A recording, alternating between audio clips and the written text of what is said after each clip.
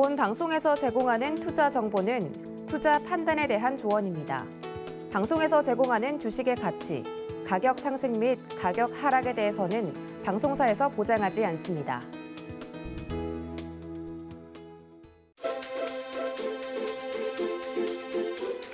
상위 1% 투자자를 위한 고품격 주식 토크쇼 블랙라벨에 오신 여러분들 환영합니다. 오랜만에 인사를 하다 보니까 벌써 이름을 절고 시작을 하네요. 정말 이 시간을 많이 기다리신 분들 계실 겁니다. 이 시간은 정말 상위 1% 투자자만들을 위한 고급 프리미엄 토크쇼이기 때문에 어디서도 들을 수 없는 주식 이야기들을 이곳에서만 들을 수 있습니다. 함께하고 싶으신 분들 전화, 문자 활짝 열어두고 노란톡도 열어두고 있으니까요. 함께하고 싶으신 우리 1% 투자자분들 많은 참여와 부탁드리도록 하겠습니다. 자, 오랜만에 완전체로 모인 것 같습니다. 함께해 주시는 수석위원님들 소개를 드릴게요. 박원재, 이지환, 정재훈 수석위원님들 모십니다. 위원님들 어서 오세요. 안녕하세요.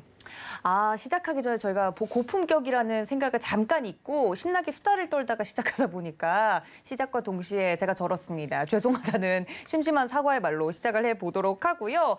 우리 정재훈 위원님께서 또 오랜만에 오셨잖아요. 지난주에 안 계셔서 굉장히 보고 싶었거든요. 무슨 일 있었던 건 아니죠?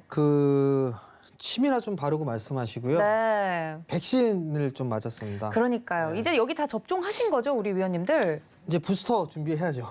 네.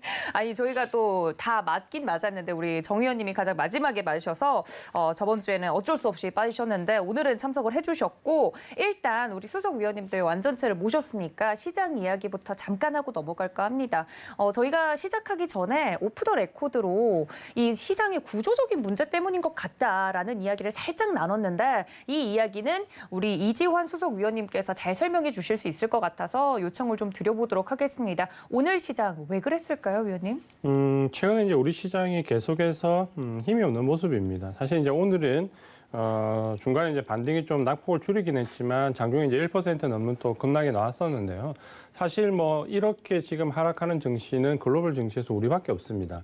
지금 이제 월봉으로 본다면 지금 이번 달까지 해서 5개월 연속 음봉이 나오고 있는데 사실 이제 제가 뭐 농담 삼아 낮에 말씀을 좀 드렸는데 네. 아프리카 어느 나라를 다 뒤져봐도 지금 글로벌 증시에서 월봉으로 5개월 연속 음봉 나는 데는 우리나라밖에 없습니다. 그러니까 그만큼 지금 우리가 이제 조정을 좀 강하게 받고 있다라는 부분인데 물론 이제 우리가 그만큼 지난 코로나19 때 많이 올랐기 때문에 평균치에 지금 이제 근접하는 조정을 받는 거는 자연스러운 모습일 수는 있지만 최근에 이제 같이 올랐던 대만이나 나스닥 증시를 보면 바닥 탈출 징후가 혹은 고점 돌파가 완연한데 우리 시장은 냉정한 이제 시장을 보시면은 매수 주체가 없습니다. 최근에 한 달간의 거래를 보시면 거래량이 급격히 줄어드는 모습을 좀 볼 수 있고 이상적으로 거래량이 없다시피 한데 계속해서 기간의 프로그램 물량을 개인이 샀다가 기간의 프로그램 물량을 또 개인이 팔았다가 결국은 개인과 프로그램 물량 간의 교환만 계속해서 이루어지고 있는데 가장 큰 이유는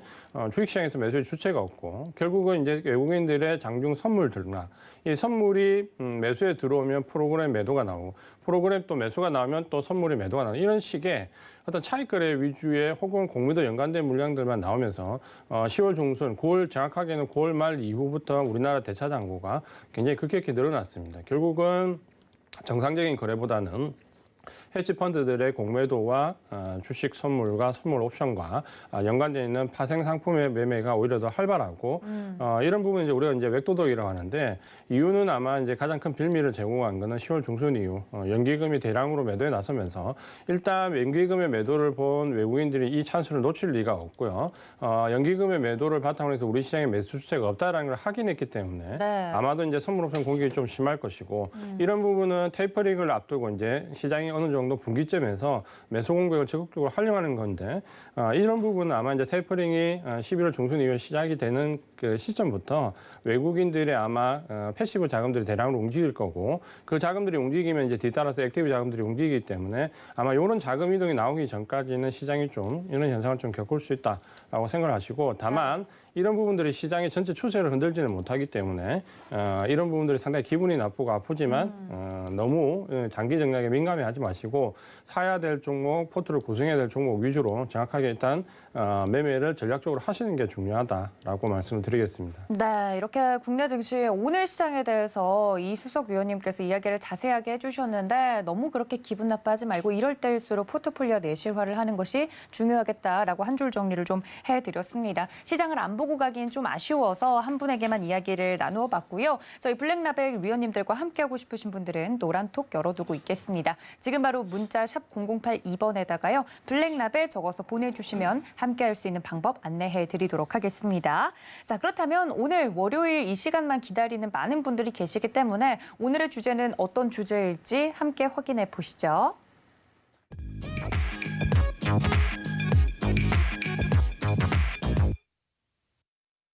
네, 이제는 뒤따라가는 것이 아니라 앞서서 선점하고 있어야 된다라는 생각에는 모두 다 동의를 하실 겁니다. 미래로 가는 자동차, 전장 산업에 대하여 미래에 대한 이야기를 좀 더 해볼까 합니다. 그 안에서도 자동차 산업에 대해서 오늘은 좀 이야기를 해볼까 하는데요. 우리 세 분의 수석 위원님들과 함께 자동차 이야기를 앞으로 나눠볼 텐데 제가 듣기로는 오랜만에 오신 우리 정수석 위원님께서 공부를 그렇게 열심히 해오셨다고. 아니에요. 네, 아까 막 필기도 하시고, 그렇죠? 위원님들 다 보셨죠? 네, 막 자료도 뽑아오시고 그러셨잖아요. 필기한 게 아니고요. 네. 밑줄 친 거예요. 이게 또 공부 열심히 하는 분들은 밑줄 열심히 치곤 하잖아요. 그래서 자동차 이야기를 좀 해볼 텐데 사실 저 같은 경우는 최근에 면허를 따서 자동차에 대해서는 이제 막 알아보고 있는 상황이거든요. 그런데 매일 이제 경제방송에서 전장 산업이라는 둥, 뭐 하드웨어가 어떻다는 둥, 소프트웨어가 어떻다는 둥 이런 이야기를 들으면 아직은 좀 허황된 이야기처럼 들리거든요. 자동차 산업에 대해서 좀 자세히 말씀 좀 해주시죠, 위원님들. 시작합니까? 네. 우리 정 의원님 공부를 아니에요. 많이 하셨다 그래서 아닙니다. 네, 제일 마지막에 듣게요. 네. 사실 요즘 시장은 이렇게 좀 웃으면 사이가 좀 민망스럽습니다. 네. 아마 우리 시청자분들을 포함해서 마음들이 편치 않으실 텐데 저도 좀 화가 납니다. 올해 시장에 있었지만 어떻게 할 수 없는 상황이 가끔 오는데 요즘 시장이 좀 그런 것 같습니다. 사실 뭐 이유를 갖다 대면 여러 가지 이유가 있지만 궁극적인 이유는 아까 이 수석위원님께서 말씀하신 수급 문제입니다. 수급 문제는 수급으로 풀어야 되는데 딱히 답이 없다는 게 문제죠. 대한민국 시장은 장기 투자자가 없기 때문에 아무리 싸도 바이 더 딥을 들어올 수 있는 그런 기관이 없습니다. 연말 되면 또 대한민국만 갖고 있는 아주 핸디캡이 있어요. 대주주 양도세 문제는 대한민국만 갖고 있는 특수성인데, 자 그나마 개인들이 힘을 내서 지금까지 끌고 왔는데 연말까지 10억을 넘어가면 직계존비속으로 대주주가 됩니다. 대주주가 되면 내년도에 양도세를 내야 돼요. 누구도 지금 본격적으로 어떤 종목을 비중을 늘릴 상황이 아니에요. 그렇게 본다면은 우리가 이제 하루하루는 좀 답답하지만 우리의 시야는 좀 더 폭을 길게 보는 게 맞습니다. 연말장이 올까요? 묻는다면 그거는 외국인한테 달려 있다. 이렇게 봐야 될 거고요. 네. 그렇지만 우리 시장을 이렇게도 크게 디커플링 시킨 주요 요인인 중국에서의 문제는 이제 하나둘 해결이 되고 있습니다. 그러니까 어떤 시장이 누르기 위해서는 그래도 논리가 필요한데 그 논리의 근거를 지금 좀 지워나가는 중이기 때문에 그래도 좀 디커플링은 좀 좁혀지지 않을까라는 기대는 있습니다. 자, 오늘 전해드릴 주제가 자동차 전장입니다. 네. 미래로 가는 자동차 이렇게 되어 있는데요. 주식시장에서 이 미래라는 단어는 참 가슴 설레게 하는 단어고 미래가 없는 섹터나 주식은 꿈이 없다 그래서 그렇게 상승폭을 제한하는 요인이 됩니다. 우리가 올 한 해 내내 봤던 경기 산업 중간재가 엄청난 산업 실적 서프라이즈를 내매도 불구하고 이렇게 중국과 연동돼 가지고 이렇게 탄력을 못 받는 거는 하나입니다. 올라가 봐야 어디까지 가겠어라는 이 시크릿컬의 한계. 네. 그러다 보니까 억울하지만 그런 논리에 갇혀버리면은 이게 밸류 트랩에 빠진다라는데 그런 밸류 트랩에 빠져 있는 상태인데 그 와중에서 이제 자동차 산업이라고 하는 거는 앞으로 미래 확장성에 있어서 끝판왕이다. 이렇게 보실 수가 있습니다. 네. 왜 끝판왕이냐? 이제 자동차 뒤에 전장이 붙었어요. 전장이라고 하는 건 전자장치. 그러니까 사실 자동차는 기계장치였어요. 그래서 자동차를 구성하는 주된 구성원은 엔지니어입니다. 그래서 공학도들이 엔지니어가 가장 많이 취업한 데가 자동차 회사였고 그쵸. 그래서 이제 엔진을 개발하고 기계장치 연동성으로 해서 터크를 높이고 이런 거에 있어서 굉장히 퀄리티를 유지했는데 이게 갑자기 전장으로 넘어가면서 이게 그냥 다 없어집니다. 그런데 문제는 전장으로 넘어가면서 바뀌는 게 있어요. 왜냐하면 기계장치가 아니라 디바이스가 된다는 거죠. 이 디바이스가 되는 순간 어떤 형태로 바뀔 거냐 하면 이 자동차 안에 우리가 이 핸드폰에서 누렸던 그렇죠. 그 디바이스 확장에 곱하기 수십 배의 영역이 펼쳐질 겁니다. 자, 그러면 누가 봐도 확실한 그 미래의 모습이 이제 곧 눈앞에 닥쳤습니다. 지금 출발을 한 섹터가 딱 하나 있죠. 자동차 전장 섹터의 극히 일부분인 배터리 분야만 지금 출발을 했죠. 네. 자, 배터리 이후에 뭐가 갈 거냐? 줄줄이 나올 겁니다. 잠깐 그러면 자동차의 과거, 현재, 미래를 봐야 되는데 과거에는 자동차가 소유의 개념이었는데 이제 전장으로 넘어가면 이제 공유의 개념으로 넘어가고 그 다음에 공유의 개념에서 넘어가면은 이제 소유할 일이 없습니다. 그리고 자동차라는 거는 탈 것의 개념을 넘어서 그냥 이 다 커넥션이 됩니다. 모빌리티가 됩니다. 그런 과정이 되고 그러다 보니까 사업 모델이 제조업에서 이제 서비스업으로 넘어가게 되고요. 가치 자체도 이제 과거의 어떤 안정성이나 가격, 브랜드 이런 거보다도 데이터베이스 중심으로 넘어갑니다. 그러다 보니까 과거에는 이제 자동차 제조사끼리 경쟁을 했는데 이제는 여기에 IT 빅테크 기업까지 다 뛰어드는 거대한 한판이 벌어졌구나. 이렇게 생각하면 됩니다. 네. 그래서 이제 소프트웨어 기술들이 많이 나가는데 네. 이런 기술들이 이제는 온디에어 그러니까 인터넷으로 업그레이드 된다는 거죠. 그러면 내 차가 수명이 내연기관은 딱 10년을 보는데 네.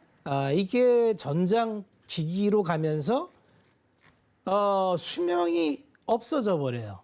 이런 문제가 생겨서 이게 지금 정말 어디까지 갈지 모르고 소프트웨어로 가면 소프트웨어에 또 이것만 얘기해도 자율주행 소프트웨어 하는 그렇죠. 이런 게 많이 나와서 이 하나하나가 거의 뭐 한 학기 주제가 될 만큼 어쨌든 방향이 이렇게 갈 거다. 그래서 요거만 보여드리면은 기존의 자동차 산업 구조는 자동차 제조사가 고객한테 직접 판매를 하고 그럼 자동차 제조를 위해서 밑에 생산 인프라를 갖추는 수많은 부품사, 인력 이렇게 들어올 텐데 이게 이제 다 무너지는 거죠. 그래서 모빌리티로 넘어가면은 자동차 제조사 자체가 하나의 원 오브 댐이 되고 그다음에 컨텐츠나 OS가 훨씬 중요해지죠. 그다음에 고객도 아마 개인이 소유를 하지 않는다면은 아마 공유 자동차 기업이 주된 고객이 되는 이런 형태로 변할 거고 그럼 누가 싸울 거냐? 이게 이제 현재까지 나와 있는 점유율인데 전통적인 자동차 회사인 도요타, 폭스바겐, GM, 닛산, 현기아차 이런 기업들이 전통 강자였고 니치 시장도 있었어요. 그런데 여기에 빅테크 기업들이 들어오고 테슬라가 지금 점유율로 1%인데 시가총액으로 그냥 탑입니다. 그냥 탑이 아니라 완탑이죠. 시가총액 1,400조를 넘나들고 있죠. 이게 바라보는 게 이제 결국 미래차다. 누구나 이제 제2의 테슬라를 지향할 텐데 그렇죠. 다행스럽게 대한민국은 애플을 뒤따라가는 삼성이 있었습니다. 소망하기는 테슬라를 뒤따라가는 현대차가 됐으면 하는 바람으로 마무리를 짓겠습니다. 네, 우리 박원자 소속 의원님께서 자세하게 좀 이야기를 해주셨는데 자동차 산업에서 가장 중요한 건 이렇게 하드웨어 부분과 소프트웨어 크게 두 가지로 나눌 수 있다는 점인 것 같습니다. 그 안에서도 이제는 원래 정해져 있던 파이뿐만 아니라 그 파이 자체가 커지고 있고 또 그 색깔이 바뀌고 있는 부분이 있기 때문에 여기에 적응을 할 수 있느냐 없느냐의 싸움이 이젠 될 것 같거든요. 우리 박원재 위원님께서 자세히 설명해 주셨는데 이수석 위원님과 우리 정수석 위원님의 의견도 궁금해요. 이제는 그럼 이제 지는 쪽은 투자를 덜 해야 되고 뜨는 쪽에 투자를 해야 되는 것인지 우리 이수석 위원님 생각은 어떠세요? 일단 이제 우리가 자동차 산업 같은 경우는 이제 패러다임이 이제 바뀐다는 거는 우리가 이제 2차 전지를 통해서 충분히 이제 일반 개인 투자자분들도 인지를 하고 있습니다. 결국 이제 내연기관차에서 우리가 생각하는 이 스마트카 혹은 이제 전기차 같은 이런 부분들로 이제 넘어가는데 지금 이제 그 가도기에서 좀 전에 박 소속 의원님께서 말씀하신 것처럼 굉장히 산업은 커지지만 그 안에서 이제 굉장히 복잡해져가는 구조가 단순하게 자동차 업체들뿐만 아니라 IT 빅테크 기업들이 같이 합종 연회를 해서 이 사업 자체가 이제 완전히 새로운 패러다임으로 넘어가기 때문에 그 변화의 물길이 이제 새로 시작되는 거죠. 단지 이제 우리는 지금 2차 전지라는 섹터에 너무 이제 포커스를 맞춰서 보고 있는데 이 부분이 결국에 이제 하드웨어나 소프트웨어 둘 다 상당히 이제 큰 방향으로 변화를 잇게 되는 거죠. 우리가 그냥 단순하게 좀 쉽게 생각한다면 예를 들어서 소프트웨어 쪽에서는 자율주행차 관련된 부분 쪽이 가장 관심이 많이 갈 것이고 하드웨어 쪽으로 넘어온다면 기존의 내연기관차가 가지고 있던 부분에서 전기차로 넘어오게 되면 결국 지금 가장 하드웨어에서 크게 이슈가 되는 게 전기차에서는 공조 시스템과 프레임입니다. 그러니까 공조 시스템을 어떻게 만드냐라는 부분하고 그다음에 이제 프레임을 얼마만큼 경량화해서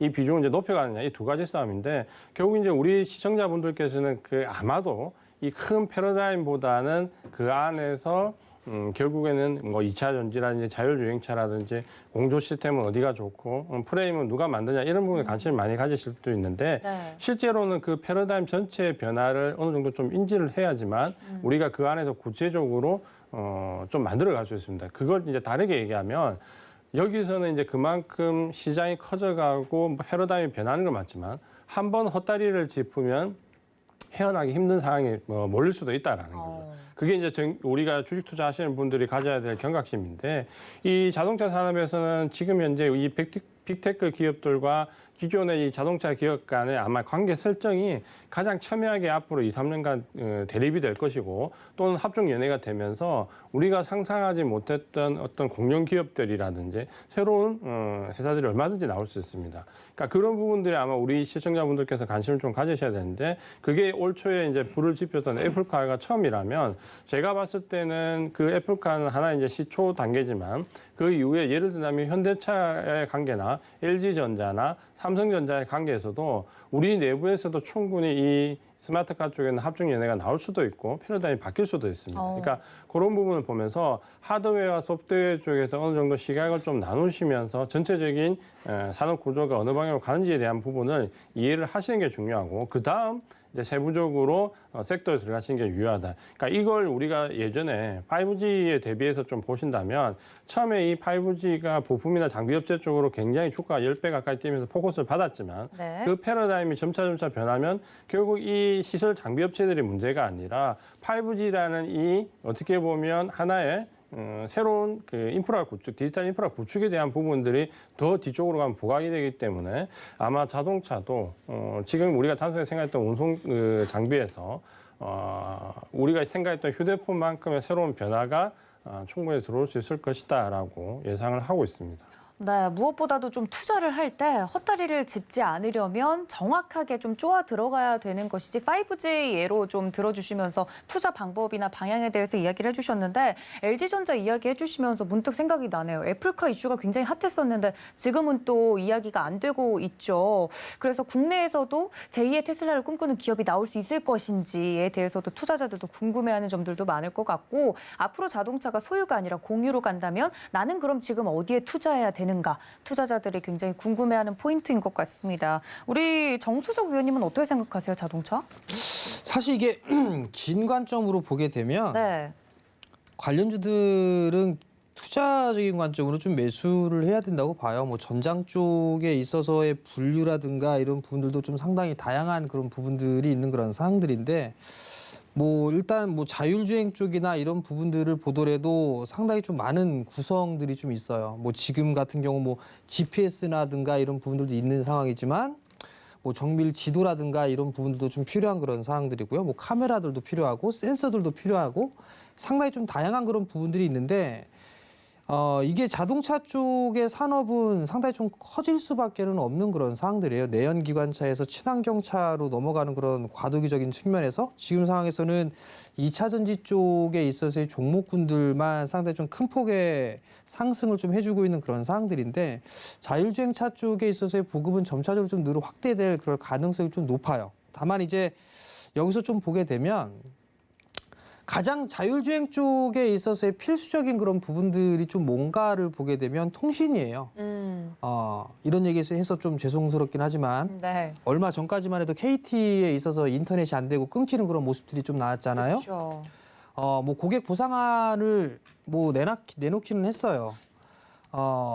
서비스 장애 시간 뭐 10배 해당하는 15시간에 대한 보상 뭐 이런 부분을 얘기를 하는데 문제는 만약에 자율주행을 통신으로 하고 있는데 만약 이런 일들이 벌어지게 된다라면 상당히 좀 안 좋은 그런 모습들이 좀 나올 수가 있겠죠. 끔찍한 상황까지 좀 볼 수 있단 말이에요. 그러면 결국은 자율주행 쪽에 있어서 핵심은 통신 쪽이 좀 돼야 될 것 같은데 지금 현재의 우리나라 상태로는 좀 부족한 그런 부분들이 있을 것 같아요. 통신망에 있어서의 구축도 아직까지는 많이 진행돼 있는 그런 부분들도 아닌 그런 상황들이고요.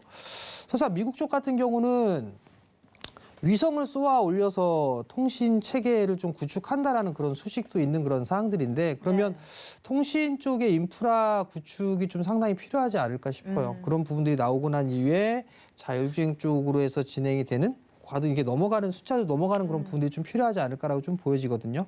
그렇기 때문에 뭔가 이렇게 하나씩 만들어 놓게 된다라면 2차 전지뿐만 아니라 다른 업종군들 같은 경우도 순환매 형태의 흐름들이 좀 나올 수가 있어요. 다만 지금 현재 2차 전지 쪽만 강한 그런 모습들을 보여주는 이유는 숫자가 그렇게 확연하게 눈에 띄게끔 성장을 해 나가니까 그 부분들에 있어서 너무 이제 쏠리는 그런 부분들이 있지만 이런 쪽에 있어서의 흐름들은 계속되지는 않을 거예요. 자율주행 쪽에 있어서의 뭐 쓰이는 부품이라든가 소프트웨어라든가 이런 부분들이 점차적으로 확대가 되게 되면 거기에 또 새로운 종목군들이 생겨나고 섹터들이 좀 생겨나거든요. 그렇기 때문에 긴 관점으로 좀 보게 된다라면 종목군들은 여전히 좀 열려있는 투자를 해볼 만한 그런 종목군들이 여전히 많다라고 좀 보여지고 통신 쪽에 있어서는 그중에 하나가 좀 될 수 있지 않을까라고 좀 판단이 되거든요. 그러면 그러한 측면에서 놓고 봤을 때 뭐 테마성의 흐름들을 보이게 된다라면 뭐 우주항공 쪽이라든가 이런 쪽에 있어서도 나름대로 좀 괜찮지 않을까 싶어요. 왜냐하면 저궤도 위성 쪽에 있어서의 계속적으로 좀 성장을 해 나간다라는 그런 측면에서 놓고 봤을 때 우리나라 같은 경우 후발 업체 쪽으로 좀 볼 수는 있는 그런 상황들이지만 네. 저궤도 위성으로 인해서 끊김없이 활용을 할 수 있는 그런 부분들을 놓고 보게 된다라면 또 다른 새로운 투자에 대한 노하우, 뭐 대안이 좀 되지 않을까라고 좀 보여지고요. 그 이외에 여러 가지 부분들도 좀 있는 그런 상황이지만 네. 콕 집어서 뭐 이런 종목군들 괜찮다라고 하게 되면 저는 LG 쪽이 좀 되지 않을까 싶어요. LG 쪽이요. 이상이에요. 알겠습니다. 아니 왜냐하면 그 자율주행이 굉장히 중요하다고 세 분 다 입 모아서 이야기를 해주셨는데 뭐 미래 자동차가 잘 달리다가 갑자기 통신이 끊겨서 길거리에 다들 나앉으면 굉장히 어려운 상황이 연출될 수 있잖아요. 그런 것들을 보면 자율주행 안에서도 통신이 좀 중요하겠다 이런 접근은 저도 굉장히 재밌고 신선한 것 같아요. LG 이야기가 나와서 말인데 국내 자동차 혹은 IT 기업인 국내 기업들이 이러한 자동차 산업의 변화에 잘 적응하고 있는지 우리 박원재 수석위원님 잘 적응하고 있는 것 같나요? 우리 기업들? 잘 적응하고 있다고 봐야죠. 왜 그러냐면 지금 현실적으로 여기는 정말 거대한 큰 판이 벌어졌는데 네. 여기서 한 끗만 삐끗하면 못 따라갑니다. 그러니까요. 아까 제가 자동차표 보여줬는데 기계업에서는 니치 마켓이 존재해요. 그런데 이게 이제 공유 경제로 넘어가는 자율주행이 이제 언제 오느냐가 이게 산업이 이제 선결 조건이 해결돼 다음으로 넘어가는데 아까 정 의원님이 말씀하신 대로 자율주행을 가려면 이제 통신 인프라가 끊김이 없어야 되니까. 근데 실질적으로 국내에는 28 기가헤르츠의 투자가 전혀 안 이루어지고 있죠. 그래서 이게 국회에서도 좀 문제가 되고 고백까지 했는데, 그러면 우리가 5G가 되면 항상 자랑했던 거 속도가 20배가 빨라요 했는데 28기가헤르츠는 네. 커버되는 게 없습니다. 그러면 이게 5G인가요? 그래서 실질적으로 근데 이게 5G를 통신사한테 수입원도 없으면서 너희들이 투자를 해서 빨리 깔아 할 수가 없는 게, 그렇죠. 통신사도 기업이기 때문에 뭐 투자를 했으면 들어와야 되는데 지금 시점에서 B2B 비즈니스 모델이 없기 때문에 이게 안 돼요. 그러면 아쉬운 놈이 우물을 판다고 자율주행이 통신사가 28기가헤르츠 깔 때까지 기다릴 수가 없을 겁니다.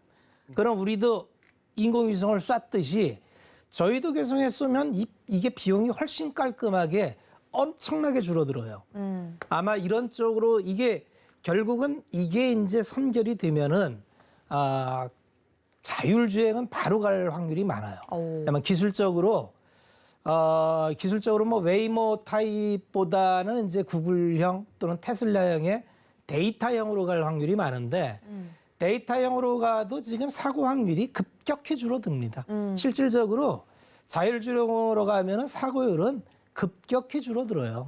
그러면 여러 가지 이해관계자의 이해관계에 맞는 폭이고, 그 와중에 이제 LG전자가 상반기 때 네. 북미의 이제 OEM 업체인 마그나하고 합작을 했잖아요. 그렇죠. 우리는 투자를 하다 보면은 자꾸 지난 일을 까먹어요. LG전자가 상반기에 상한가 간 적이 있었어요. 맞아요. 이건 뭐 LG전자 상한가를 거의 처음 보는 것 같은데 이게 상한가를 간다는 거는 그만큼 충격이라는 얘기예요. 유동성도 강했지만 이날이네요. 네. 12월 23일 상한가 갔어요. 그리고 쭉 가서 19만 3천 원까지 가다가 지금 12만 원에서 이제 뭐 배터리 화재 문제 뭐 이게 해서 맞습니다. 분기 실적 안 좋다 해서 깔아앉아 있는데, 아까도 말씀드렸지만 미래를 보면은 사실은 우리가 선택이 좀 쉬워져요. 재무제표를 우리가 재무제표를 보는 이유는 내가 가는 길을 뒤죽기 위해서 보는 거예요. 이 시가총액이 이 LG전자가 20조짜리예요. 20조짜리인데 이제 업이 돼서 그냥 손실나는 휴대폰을 뺐으니까 연간 영업이익이 이제 5조대를 바라보고 순이익만 봐도 3조 7천억을 바라보는 회사를 비싸다고 보긴 어려요. 5배, 6배인데. 근데 미래까지 있어요. 아마 북미 지역에 지금 마그나도 조정 중인데 조정받는 이유가 똑같습니다. 반도체 쇼티지 때문에 타격을 받는 거예요. 근데 지금은 이거는 뭐 어떤 자동차 회사든지 같은 입장인데, 이게 이제 어쨌든 내년도부터는 해결된다고 본다면 네. 우리는 다시 원래의 이야기로 돌아올 수 있어요. 야, LG전자가 상반기 때 막 핫했던 게 애플카가 곧 될 것처럼 우리는 그때 흥분했었는데, 그렇죠. 애플카 얘기는 지금 쏙 들어갔죠. 근데 내년도 되면은 이런 게 애플카뿐만 아니라 빅테크 기업들이 이제 합정 연행을 해야 됩니다. 파트너사를 잡아야 돼요.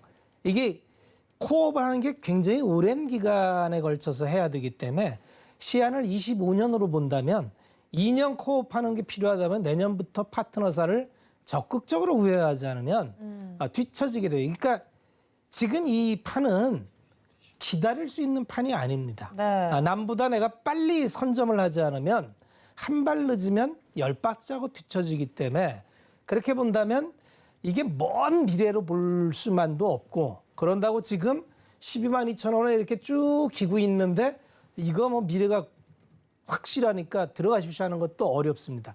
결론은 뭐냐면 투자라는 건 결국 투자자 본인이 준비한 믿음만큼 하는 겁니다.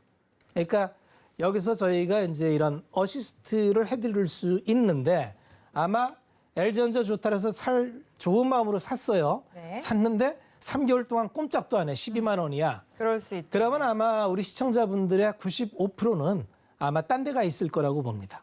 왜냐하면 내 투자 아이디어가 아니기 때문에 그래요.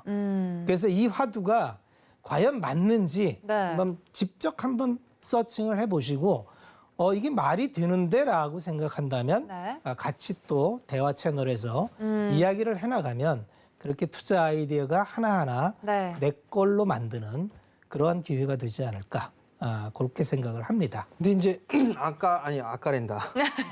작년 말 연초에 네네. 애플카 얘기가 나왔던 게 네. 현대도 얘기가 나왔었어요. 맞아요. 현대도 나오고 LG도 나오고 했었는데 뭐 민감한 부분들이라 밝힐 수 없다, 뭐 안 한다, 뭐 한다 이런 얘기가 다 그렇죠. 나왔단 뉴스가 계속 말이에요. 나왔었죠. 근데 그냥 딱 액면만 보자고요. 액면만. LG 베스트샵이 아이폰 팔아요. 맞아요. 광고 네. 크게 하더라고요. 아이폰 팔아요. 애플 TV까지 팔아요. 그럼 뭐 답 나오지 않았나.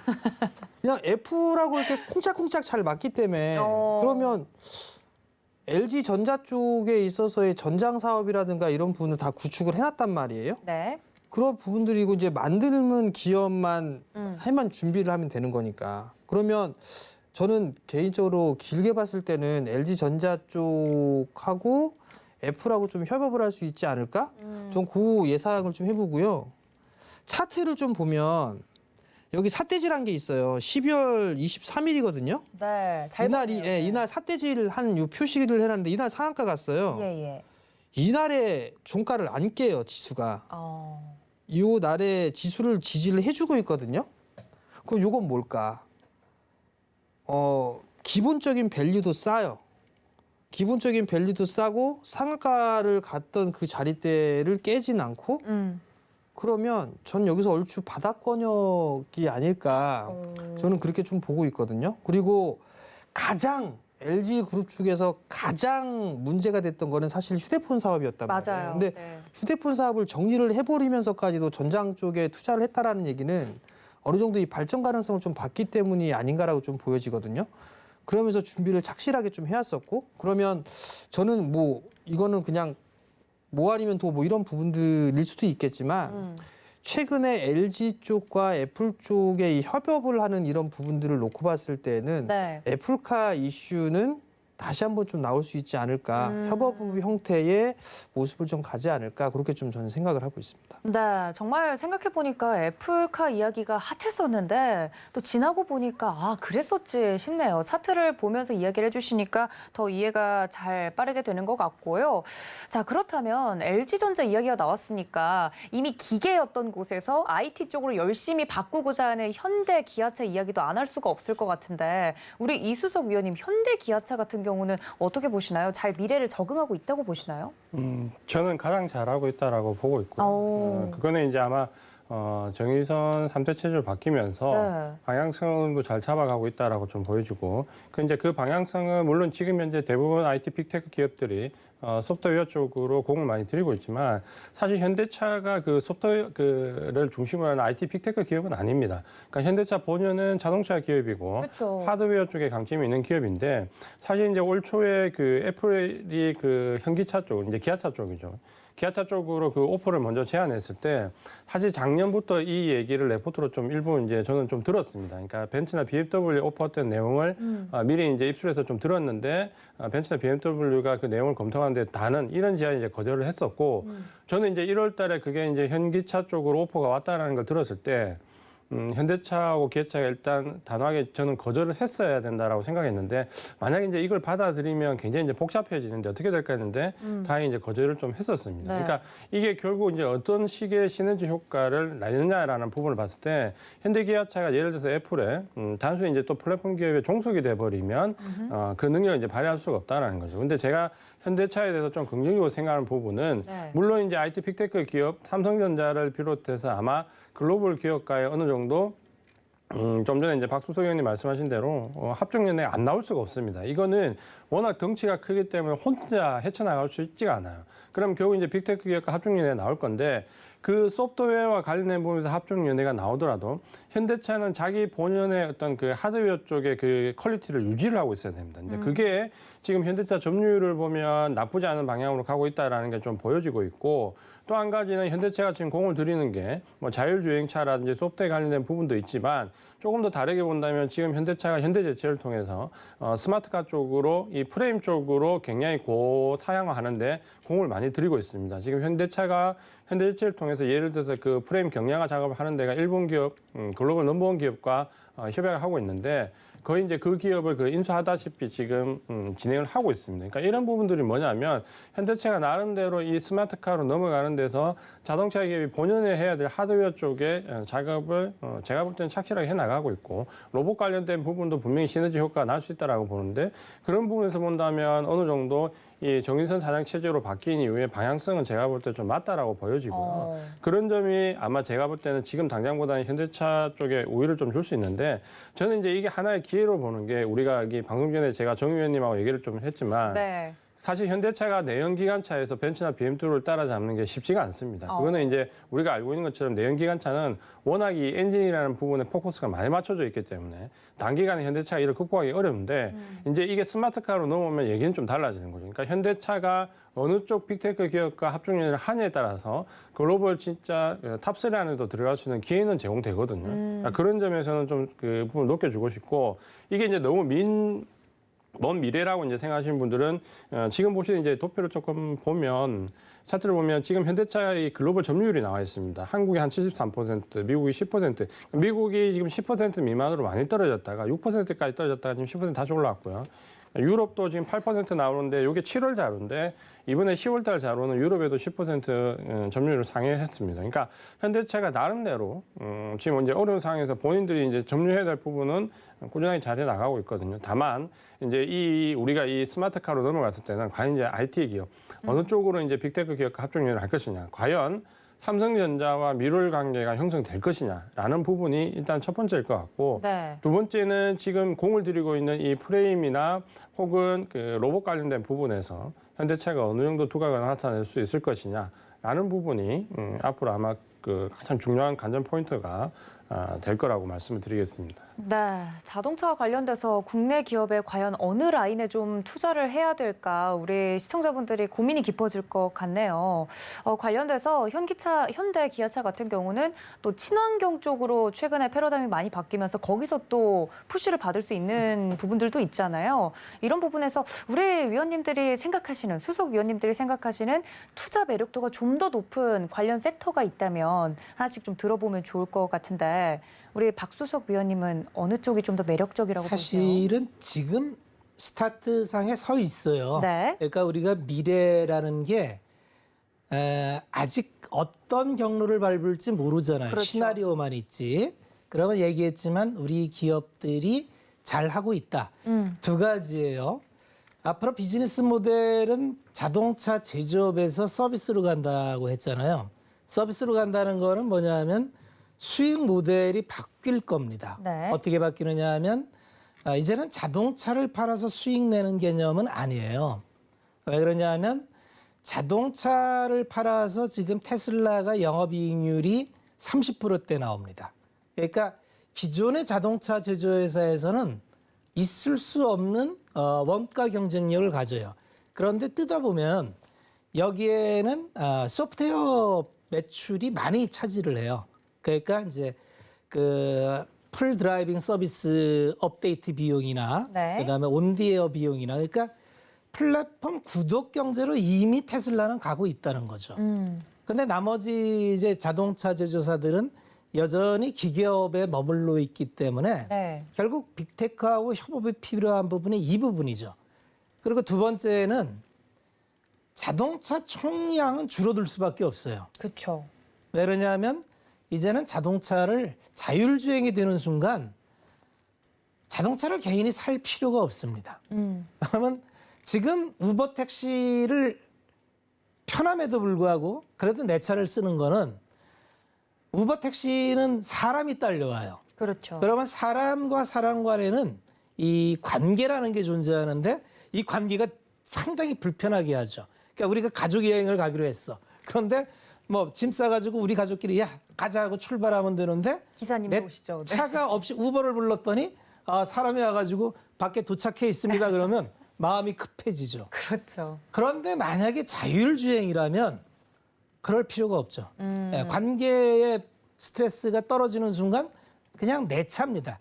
그래서 공유차가 되는 거고 그러면 굳이 내가 차를 사야 될 요인이 없는 거고 그러면 아까 얘기한 이제 차량은 가장 경쟁력 있는 제조사가 만들어서 거기는 데이터와 플랫폼 비즈니스, 구독 이런 게 다 들어갑니다. 그리고 소비자는 내가 필요한 차는 쓰고 웬만하면 이를테면 지금 각 가정에 2대 세대 갖고 있는 차량을 소유하는 가정이 많아요. 그런데 2대 세대를 공유할 필요는 없다는 거죠. 그렇게 본다면은 이 비즈니스 모델 자체가 완전히 바뀌게 되는 이러한 구조 속에서 또 얘기하지만 우리가 준비하는 이제 삼성전자나 LG전자의 어떤 OEM 기능으로서의 출발점과 네. 전통적인 현기차가 얘기한 대로 자체적인 이런 쪽에 상당히 진전이 많아요. 그래서 독자적인 OS나 뭐 이런 것도 다 지금 이제부터 시작이기 때문에 다만 혼자서 못하기 때문에 그렇죠. 누군가의 손을 잡으면 남보다 한 발짝 빠른 사람이 유리하게 돼 있어요. 네. 그래서 아마 내년도에는 아마 필연적으로 이런 것들이 가시적으로 나올 일이 있고 그렇게 본다면 요즘 시장의 흐름으로 봤을 때에는 어떤 이슈 터지면 대단히 급한 흐름을 가져요, 시장이. 네. 쏠림이 굉장히 심해요. 그래서 우리가 이제 자꾸 그 눈앞의 것만 보지 말고 이게 그렇게 먼 미래도 아니다. 그렇게 본다면은 국내 차들이 잘하고 있는데 라인은 뭐 뻔합니다. 사실 전장하면 몇 종목 안 돼요. 그렇죠. 몇 종목 안 되는데 그런 거는 나중에 이제 뭐 개인 방송이나 예, 노란 단톡에서 통으로 쳐보면. 네. 그건 뭐 몇 개 안 됩니다. 걱정하지 마십시오. 그러니까요. 그래서 네. 어쨌든 우리 앞에는 엄청난 기회가 있다. 이거는 잊지 마십시오. 네, 비즈니스 모델 자체가 바뀌니까 여기에 따라서 움직일 수 있는 섹터군들 사실 정해져 있다. 하드웨어랑 소프트웨어가 합작을 하는데 어떻게 파트너십을 맺을지는 모르겠으나 어찌됐든 협업은 해야 된다. 이야기를 해드렸고요. 자, 그렇다면 우리 이수석 위원님의 관심 섹터도 궁금해지네요. 같은 의견이실까요? 네, 저도 이제 큰 맥락에서는 뭐 거의 박수석 의원님이나 정용수 의원님 하신 말씀하고 거의 비슷하고요. 아마 이제 우리 시청자분께서는 아마 제일 이제 궁금하신 건 이럴 거예요. 어느 섹터의 어느 부품의 어느 종목을 사야 되느냐. 그리고 과연 이제 LG전자는 어떻게 되는 것인가. LG전자는 어떻게 되냐 이런 부분인데 우리가 오늘 말씀드렸던 내용은 충분히 좀 녹아들 수 있고요. 좀 전에 박수석 의원님 말씀하셨다시피 사실 그 섹터별로 종목을 찾아보면 정말 그 10종목이 채 안 됩니다. 뭐 예를 들어서 제가 좀 전에 말씀드렸던 프레임 쪽 하면 한두 종목으로 추격되고 그래서 뭐 공조 시스템은 역시 한두 종목으로 추격이 됩니다. 그러니까 종목 자체가 중요하다기보다는 그 종목이 가진 이제 비전이 더 중요한데 LG전자 같은 경우도 역시 마찬가지입니다. LG전자는 제가 한 5년 전에 5, 6년 전에 삼성전자가 그 함원을 인수하기 전에 LG전자가 함원을 인수해야 된다라는 걸 제가 방송에서 엄청 강조드렸던 적이 있는데 그 이유가 이제 LG전자가 앞으로 그 휴대폰이 이제 정리를 했지만 그 당시에 휴대폰을 정리해야 되는 입장에서 어디로 가야 되느냐 부분을 할 때 저는 단호한데 전장 부품 쪽으로 가야 된다고 생각을 했고 왜냐하면 결국 지금 LG전자의 사업 구조를 보면 LG전자, LG이노텍, LG디스플레이 정말 전장 부품 스마트카 쪽으로 갈 수 있는 최적의 요건을 지금 딱 갖추고 있습니다. 그러니까 어느 회사하고 삼성전자를 제외하면 글로벌한 기업 중에서 LG전자, LG이노텍, LG디스플레이 이렇게 스마트카 쪽으로 최적화될 수 있는 바로 최적화될 수 있는 기업을 아마 애플도 다른 데서 파트너를 찾기가 쉽지가 않을 겁니다. 그러니까 그런 부분에서 본다면 LG전자가 상당한 메리트를 가지고 있고 네. 지금 당장은 이제 그 부분이 구체적으로 결실이 안 나오고 있고 또 4분기에 우리가 아마 이제 좀 가깝게 말씀드리면 흑자 전환할 거라고 했는데 전장 부품 쪽이 GM 화재 쪽으로 아마 그 배상액이 나오면 흑자 전환은 안 될 것 같습니다. 그러니까 당장은 좀 그런 이런저런 모멘텀에 따른 어려움이 있지만 장기적으로 본다면 저는 LG전자, 현대차 그룹을 제일 우선순위로 놓고 나머지 이제 부품 쪽으로 좀 보셔도 되지 않을까 이렇게 말씀을 드리고 싶습니다. 네, 팁을 좀 들어봤습니다. 우리 똑똑한 시청자분들은 감을 잡으셨을 것 같은데 우리 정수석 위원님의 의견도 들어볼게요. 일단 뭐 현대기아차는 무조건 좀 봐야 되지 않을까라고 좀 보여지고요. 네. 다만 이제 LG전자를 우리 삼성전자도 좋게 보는데 LG전자를 좀 좋게 보는 이유도 합작사를 좀 많이 설립을 했어요. 그러니까 네. 이제 재작년 몇 년 전부터 전장 사업을 좀 준비를 하는 그런 모습들을 좀 보였었는데 ZKW라는 기업도 인수를 하면서 차량용 램프라든가 이런 부분들을 만들어서 벤츠나 아니면 뭐 BMW, 포르쉐 이런 쪽에 납품을 하기 시작을 했었어요. 그뿐만 아니라 소프트웨어 업체까지도 합작법인을 좀 설립을 하면서 어느 정도 소프트웨어적인 그런 측면까지도 일단 사업적으로 만들었단 말이에요. 그리고 나서 마그마 같은 경우도 마찬가지로 합작법인을 좀 만들어서 어느 정도의 이 전기차 자율주행 쪽에 있어서의 할 수 있는 부분들은 다 준비가 되어 있는 그런 사항들이거든요. 그러면 성장 잠재력은 좀 상당히 높다라고 좀 볼 수가 있어요. 그러니까 단적인 예로 두 분 위원님께서도 좀 말씀을 하셨었지만 주가가 안 올라가거나 막 그렇게 된다라면 아마 다 던질 거다라는 그런 말씀들을 아마 하셨을 거예요. 네. 뭐 에코프로나 LNF나 이게 처음부터 나 갈 거야 그러서 이렇게 가지는 않았을 거란 말이에요. 그렇죠. 길게 끌고 가다가 어느 정도 이 실적이 확 터지는 그런 시점이 나왔을 때 시세에 분출하는 그런 모습들 좀 보였거든요. 근데 지금 시장 자체가 대형주 쪽엔 좀 상당히 약한 그런 모습들을 좀 보여주고 있기 때문에 LG전자가 좀 약할 수밖에 없는 그런 상황이 아닌가라고 좀 보여져요.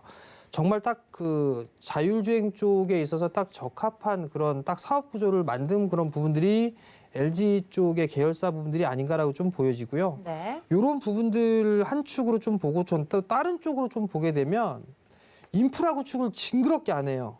지금 보게 되면 충전소 시설이라든가 인프라 쪽에 있어서도 나름대로 좀 투자를 좀 해봐야 되지 않을까라고 좀 보여지는데 그런 쪽은 조금 약한 그런 모습들을 좀 보여주고 있거든요. 그러면 그쪽에 관련돼 있는 그런 종목군들도 투자에 대한 대안이 좀 될 수 있지 않을까라고 좀 보여지고요. 뭐 예전에 P&E 솔루션이라고 하죠. 뭐 원익 P&E가 원익그룹에서 인수를 했는데 이 원익 P&E가 또 다른 기업을 또 인수를 했어요. 사업에 대한 확대를 하기 위해서 M&A를 좀 시도를 하고 있는 그런 상황들인데 지금 이제 전기차가 폭발적으로 수요가 늘어나게 되면 자율주행 쪽도 같이 가는 그런 부분들이지만 인프라 쪽도 함께 준비를 해야 되는 그런 상황들이거든요. 그렇기 때문에 인프라 쪽에 관련돼 있는 그런 종목군들이나 이런 쪽도 한 번쯤은 관심 있게 봐도 좋지 않을까 그렇게 좀 생각을 하고 있습니다.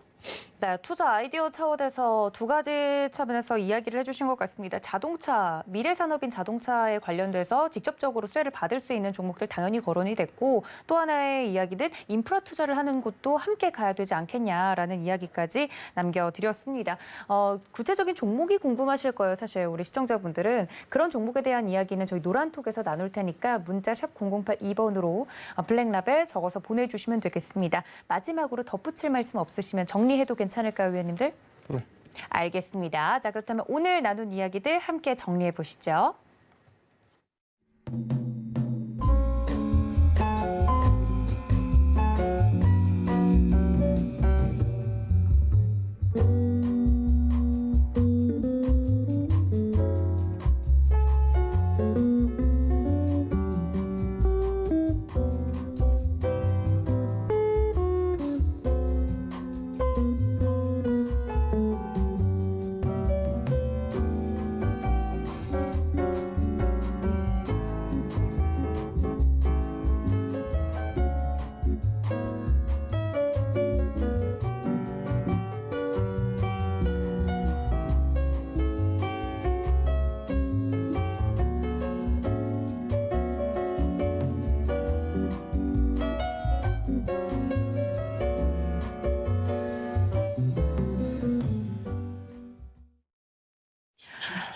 네, 저희 세 분의 수석 위원님들과 함께 이야기를 지금까지 나눠봤습니다. 좀 더 자세한 이야기는요, 지금 저희 수석 위원님들께서 오프 더 레코드로 여러 가지 이야기를 나누고 계셨는데 이러한 진짜 이야기가 궁금하실 겁니다. 노란톡 들어오시면 다 나눠보실 수 있어요. 문자 샵 0082번으로 블랙라벨 적어서 보내주시면 됩니다.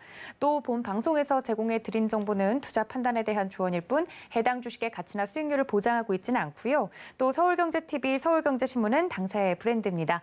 서울경제 증권TV와는 무관하다는 점, 유사 명칭에 주의해야 된다는 점까지 알려드리도록 하겠습니다. 자, 그럼 저는 수석 위원님들과 함께 여기서 인사드릴게요. 함께해 주신 여러분 고맙습니다.